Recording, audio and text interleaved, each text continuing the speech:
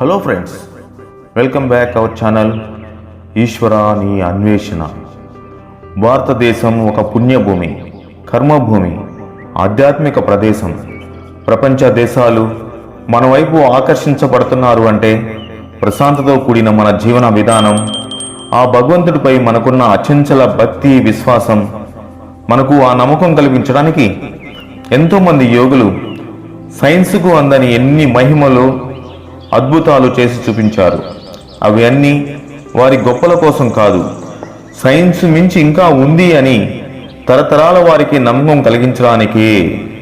అటువంటి మహానుభావుడు, అద్భుతమైన యోగి, 280 సంవత్సరములు జీవించి అబ్బురుపరిచిన మహానుభావుడు, నడిచే కాశీ విశ్వనాథుడు అని రామకృష్ణ పరమహంస గారి నుండి అనిపించుకున్న మన స్వామి త్రైలింగ స్వామి. ఆయన గురించి ఈరోజు క్లుప్తంగా మనం తెలుసుకుందాం. ఆయన మన తెలుగువారు కావటం మన అదృష్టం. ఆయన పుట్టింది 1607, ఆ పరమాత్మలో ఐక్యం అయింది 1887. సాధారణ మానవుడికి ఇది సాధ్యమైన పని అయినా ఆయన ఎంత మహాయోగో ఇది ఒక ఉదాహరణ చాలు. ఇటువంటి మహానుభావుల గురించి ఎంతోమంది పుస్తకాలు రాసి ఉండవచ్చు, ఛానల్లో చెప్పి ఉండవచ్చు. కానీ మనం తిరిగి చెప్పుకోవటం వలన ఇంకొంతమందికి వారి గురించి తెలుసుకునే అవకాశం దొరుకుతుంది. క్లుప్తంగా స్వామి గురించి చెప్పాలి అంటే, విశాఖపట్నం జిల్లా విజయనగరం సమీపాన గల హాలియా గ్రామంలో తల్లి విద్యావతి గారు, తండ్రి నరసింహారావు గారు అనే పుణ్య దంపతులకు ఆయన జన్మించారు.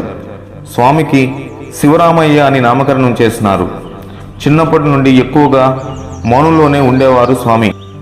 యుక్త వయసుకు వచ్చిన తర్వాత కూడా ఆయన దగ్గర అష్ట ఐశ్వర్యాలు ఉన్నా కూడా సుఖభోగాలకు ఇష్టపడేది లేదు.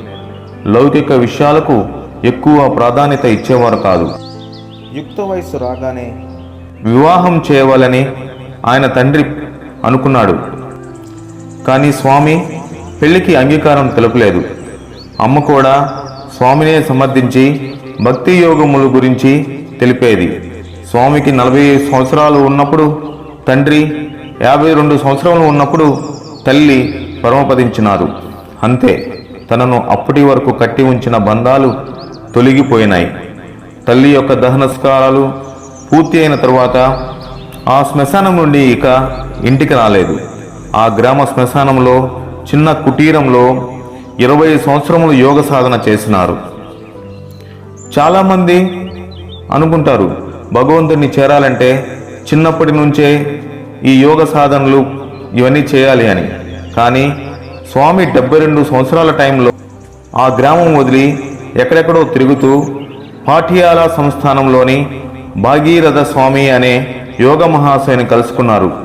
భగీరథ స్వామి శివరామయ్య స్వామికి సన్యాసము, గణపతి స్వామి అనే దీక్షానామము ఇచ్చి వారి ఆశ్రమంలోనే ఆశ్రయం కల్పించినారు. 10 సంవత్సరములు సాధన చేసుకుంటూ అక్కడే ఉండినారు స్వామి. భగీరథ స్వామి దేహం చాలించిన తరువాత ఆశ్రమం విడిచి స్వామి తీర్థయాత్రలు చేస్తూ రామేశ్వరం చేరుకున్నారు. అప్పటికే స్వామికి ఎన్నో అద్భుత శక్తులు తలమానికాలుగా అబ్బినాయి.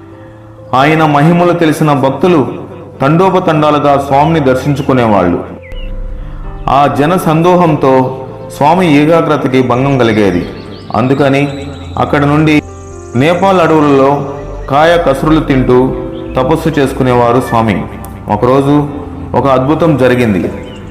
రాజబంధువు ఒకతను అడవిలోకి పులి వేటకై వెళ్ళినాడు. తుపాకీ దెబ్బ తప్పించుకున్న పులి పరిగెత్తిపోయి తపో నిమగ్నులైన స్వామి పాదాల వద్ద కూర్చుంది. పులిని వెంటాడుతూ వచ్చిన రాజబంధువు ఆ దృశ్యం చూసి ఆశ్చర్యపోయినాడు. అతన్ని చూసిన పులి గాండ్రించింది. తపోభంగమైన స్వామి కనులు తెరిచి విషయం అవగతమై పులిని చంపవద్దని, జీవం పోయలేని వారు జీవిని చంపే అధికారం లేదని జ్ఞానబోధ చేసి అతన్ని పంపించేశారు. ఈ అద్భుతం ఆ నోట ఈ నోట నేపాల్ ప్రజలకు, రాజులకు తెలిసిపోయింది. రాజు వచ్చి సాగిలపడి నమస్కరించి కానుకలు ఇవ్వచూపినాడు. స్వామి తిరస్కరించినారు.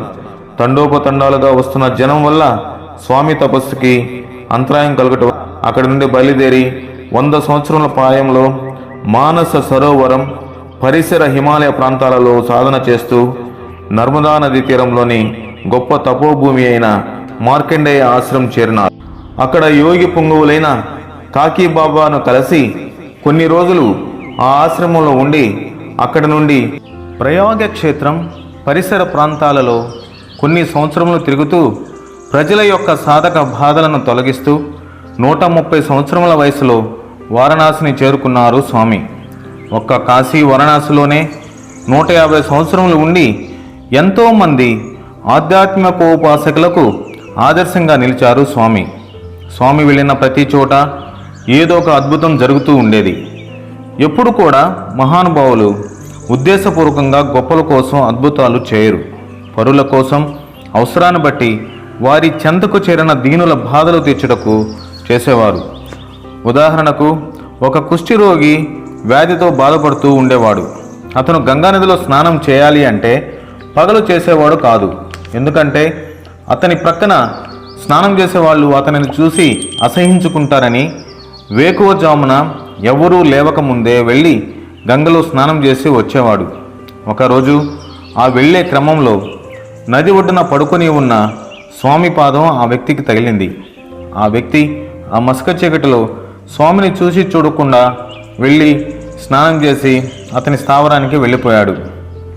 బాగా తెల్లవారిన తరువాత అతని శరీరాన్ని చూసుకొని అతనే ఆశ్చర్యపోయినాడు. తన కుష్ఠరోగం నయమై కనిపించింది. సంభ్రమాశ్చర్యములతో ఆలోచిస్తూ స్వామిని వెతుక్కుంటూ గంగానది ఒడ్డుకు పరిగెత్తుకు వెళ్ళి స్వామిని గుర్తించి ఆయన పాదాలపై పడి కృతజ్ఞతలు తెలిపినాడు. అదేవిధంగా స్వామి రోజుల తరబడి గంగానది నీళ్ల లోపల ఉండేవారు. అదేవిధంగా గంగానది పైన తేలుతూ కనిపించేవారు. త్రైలింగ స్వామి ఎప్పుడూ అలౌకిక పరమానందంలో సంచరిస్తూ ఉండేవారు. బాహ్య స్పృహ ఆయనకు ఉండేది కాదు. ఒక్కొక్కసారి పూర్తి దిగంబరులై కనిపించేవారు. దిగంబరులు అంటే అన్ని దిక్కులు వారికి అంబరములుగా కలిగిన వారు అని అర్థం. అంటే సర్వాంతర్యామి అని, అంతటా వ్యాపించిన వారు అని.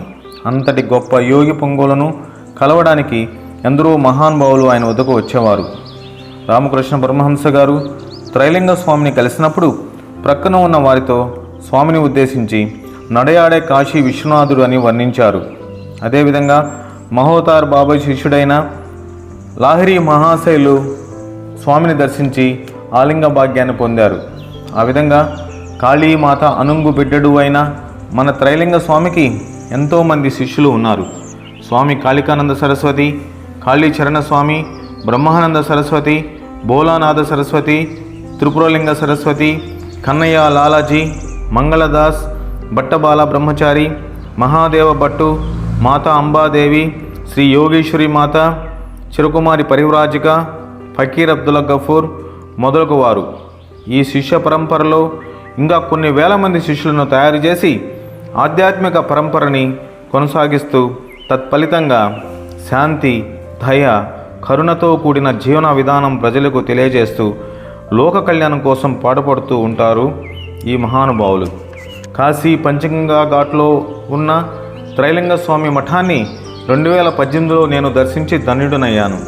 స్వామి 26/12/1887లో తమ లీలా నాటక ప్రదర్శనానికి తామే తెరదించుకున్నారు. ముందుగానే తన భక్త శిష్య బృందానికి నెలల ముందే తన భౌతిక దేహాన్ని చాలిస్తున్నట్లు తెలియజేసి వేలాది మంది చూస్తుండగానే బ్రహ్మరంధ్రం భేదించుకొని విశ్వ చైతన్యంలో విలీనమైనారు. అనిమాదిష్ట సిద్ధులకు కుంభక యోగులుగా ప్రసిద్ధులైన త్రైలింగ స్వామి జీవిత చరిత్ర మనం మరొకసారి గుర్తు చేసుకున్నందుకు ధన్యులుగా భావించి మరొక యోగి జీవిత చరిత్రతో మరలా కలుద్దాం. సర్వే జనా సుఖినో భవంతు.